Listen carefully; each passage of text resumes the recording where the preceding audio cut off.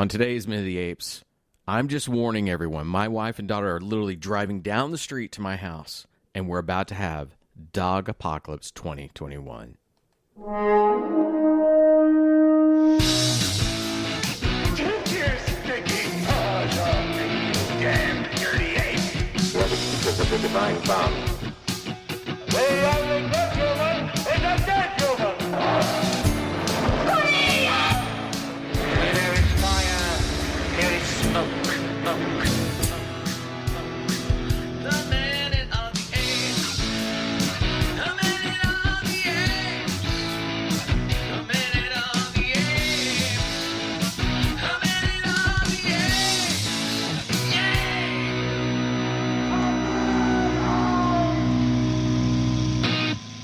Hello and welcome to Minute of the Apes, the daily podcast where we break down every minute of the Planet of the Apes movies, 1 minute at a time.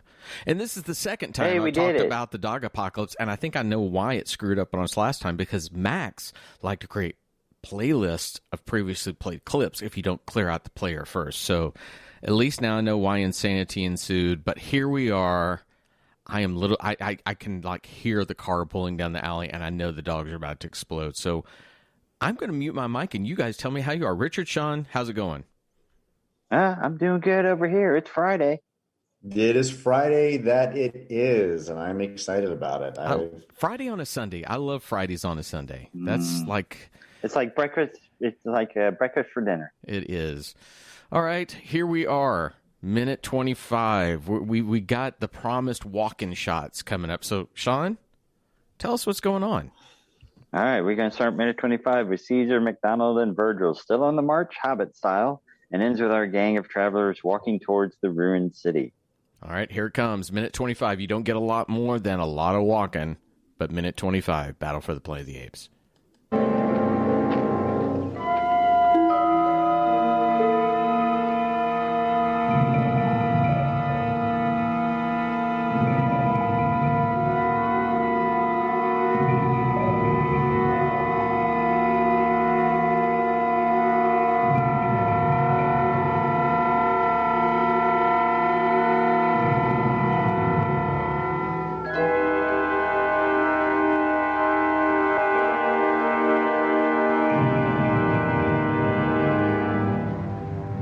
There it is, or was, like a storm at sea, but solidified, by a bomb from an armory 1,000 times the size of ours. and nobody to keep its owner's conscience.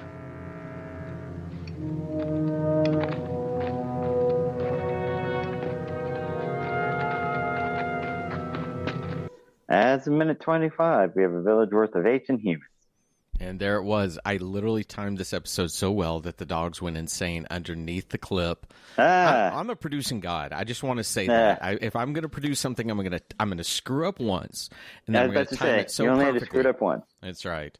Okay, so and I usually use this moment to watch the clip again and get my brain right with, but I was so worried about dogs that I'm going to be playing catch up to both of y'all. But as Sean stated, we had so many walking moments in this that it's weird to me that we don't have the walking moment I asked for before, which is walking out of the village. Why are they okay with showing this walking, but not constructing a narrative that says we're leaving this, we're going to that? Well, they spent all their map painting money on the dead city, and so they don't have a map painting money to do the village. Well, yeah, and Do we want to talk about the walking? Do we want to talk about the dialogue or the city? Let's get to that. I want to belabor just a bit more about the weirdness of the walking. If you're the director and you're the editor, you're sitting in an editing booth to construct a story. I don't understand how you would go from a shot in the dark that your main character says the sun's rising, and you don't show them setting off on their journey. You don't have Moses leading the people away if you don't lead them out of the temple first to go. You got to tell that story. It's the same as you don't reveal a gun at the end if you don't show it at the first. It's no different. You have to tell this story, and We jump in the previous moment to now we're just out here, and finally we get shots of the sun.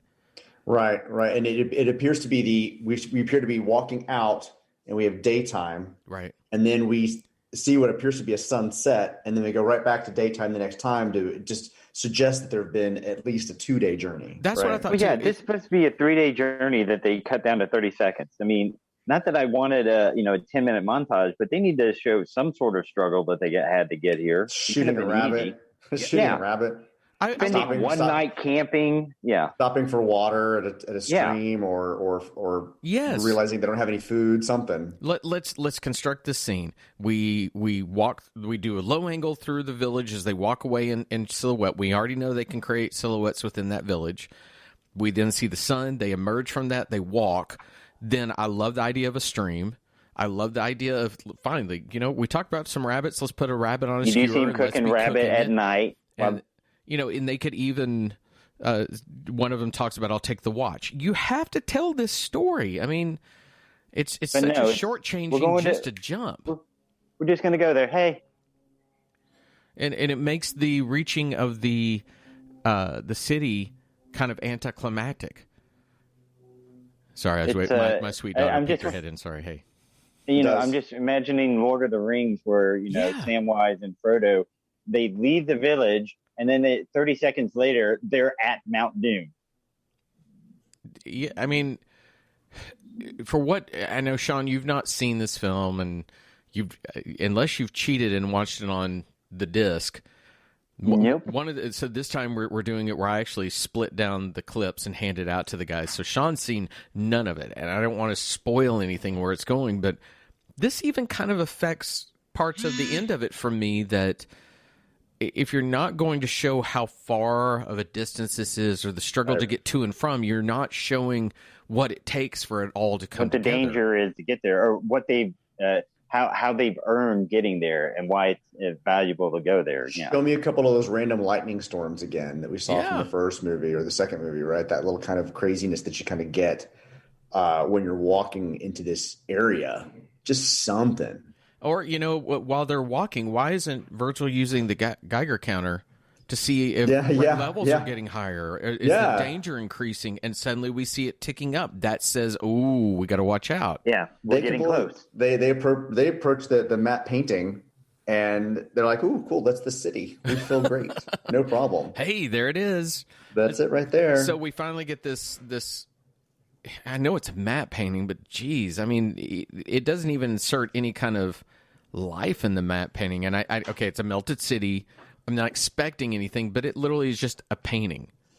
That's all there is. They don't even superimpose them in front of it like they're looking at it, and it's just kind of flat. And the lighting is all off. And also, and this sounds horrible to say, we know what a city that's been hit by a nuclear bomb, even though this is 1,000 times worse, would look like, and it would not look like this at all. I kind of wanted to see Indiana Jones getting out of a freezer. Anything, but I mean... Bridge the Apes. Yes. Go ahead, Richard. It's not a good map painting. No. It's not a good map painting. The thing that... They're not in it. They're not next to it. They're not shot in front of it. They're not giving me any sense that they're actually at this particular location other than and it makes the painting look even worse. Yeah.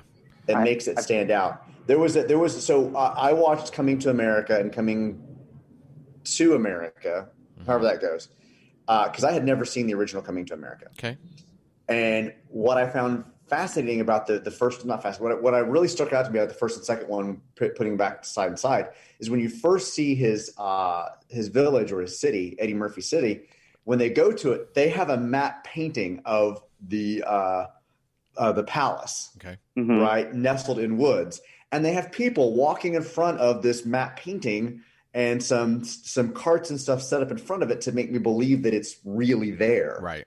And of course, in the second one, the whole palace is CG.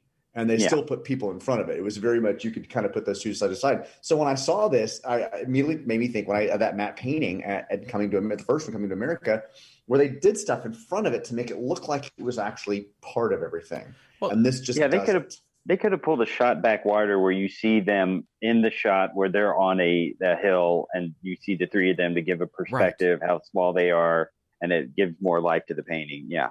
Yeah, it needed a little bit more to kind of blend this in with the actual scene. Otherwise, I did want somebody to go just like Monty Python. No, it's a dead city. It's only a matte painting.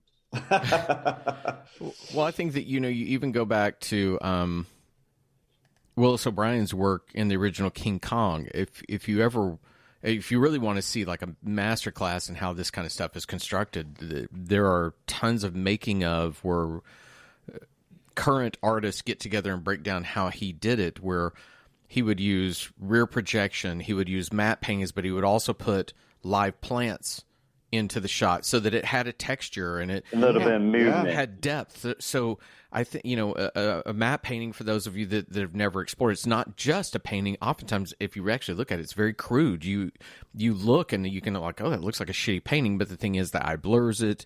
From a distance, it looks one thing, but usually what you do is you crop in some shot of live action before it, or you allow something to be over top of it. You leave a little hole in the painting where action is going to happen. And all you would have to do with this, you've already got that crest of a dirt mound or whatever they use. Yeah. You could shoot them coming over it and have an area for them, and we reveal it. Because you can pan up to a matte painting.